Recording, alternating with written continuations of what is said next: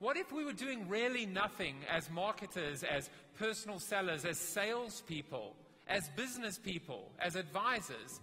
We're always moving things around. We're robbing Peter to pay Paul. We look at our media charts or our marketing budgets or our trade marketing flow charts, and we move things around from bucket to bucket. We tweak. We incrementally change as opposed to blowing the whole damn thing up. And then it hit me. What if we were doing nothing more than just rearranging the deck chairs on the Titanic? The band continues to play, the frog continues to boil, and that iceberg gets closer and closer. What if we got it all wrong? This is rear view projection, right? What if we got it backwards? Quite frankly, I'm prepared to stick my neck out. What if my first 2 books were completely wrong? New ways to advertise online, even social media to a degree, and I'll come back to that later. What if we got it all wrong? Let me give you an example. What percentage of your revenue comes from your customer, your repeat business, your returning customer versus your first-time buyer? To put it bluntly and simply, what percentage of your revenue comes from acquisition versus retention?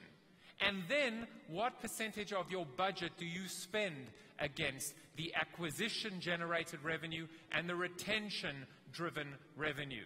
The reality is there is a chasm, and that chasm is so wide that we may never, unless we do something about it real soon, cross that chasm.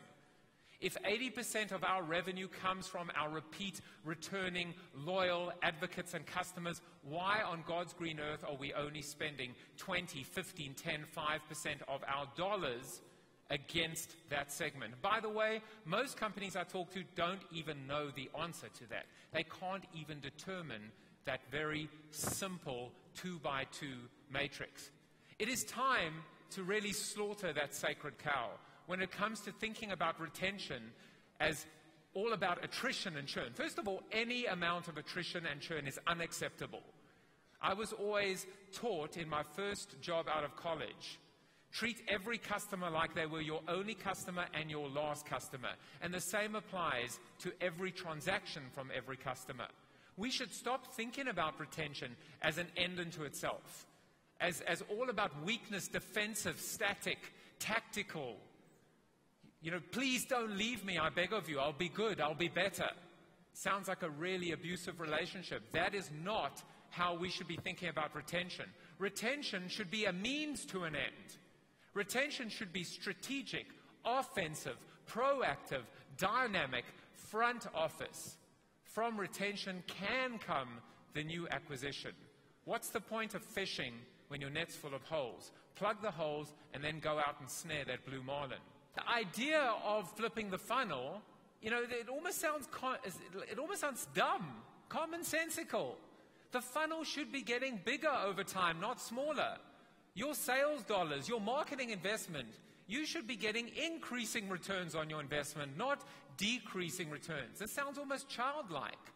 So whether that funnel represents customer count, ticket average, whether it represents word of mouth, referrals, lifetime value of the customer, content created, profitability, the funnel should be getting bigger. And so instead of AIDA, which stands for, from a consumer behavior standpoint, awareness, interest, desire, and action, I came up with ADIA, which is acknowledgement, dialogue, incentivization, and activation. Retention becomes the new acquisition. We can grow our business from the bottom up and from the inside out. So I'll give you just a few examples. I think Greg was talking about the Genius Bar and about also the Geek Squad earlier. How about McDonald's? You know, what 6 words led to $300 million in top-line growth in 1 year? Would you like fries with that? I mean, the cross-sell and the upsell is so easy. Here's an example from Amazon.com. I remember when they introduced Amazon Prime, and I looked at it and I was like, $79.99 for unlimited 2-day shipping. So I look at them and I'm like, suckers, Jeff, you know, I'm going to take you down. I'm going to order 40 singular books. Show you. Packaging, send it my way. 40 singular books. Of course, I forgot the fact that the previous year I only ordered 20 singular books. So now I'm ordering these books, but I'm so insecure and paranoid And I get this little message. People like you that ordered this book also ordered that book. I want to be like people like you. I don't want to miss out on the next big thing. Such a hypocrite. So I order that, and my basket size grows and grows and grows. And oh, by the way, it still doesn't stop there, because they took my money on the 1st of January, and they're collecting interest on my $79.99 the whole year. So there's a financial power play as well. And oh, by the way, the number one reason is this little company called FedEx that actually came out with this ridiculous, value proposition of when it absolutely, positively, superstitially has to be there the next day. So now we get that memo before 10:30. We don't even roll into work until 11. Our expectations were raised to the point where we expected it to arrive the next day. Amazon lowered it and said, you know what, 2 days is okay too.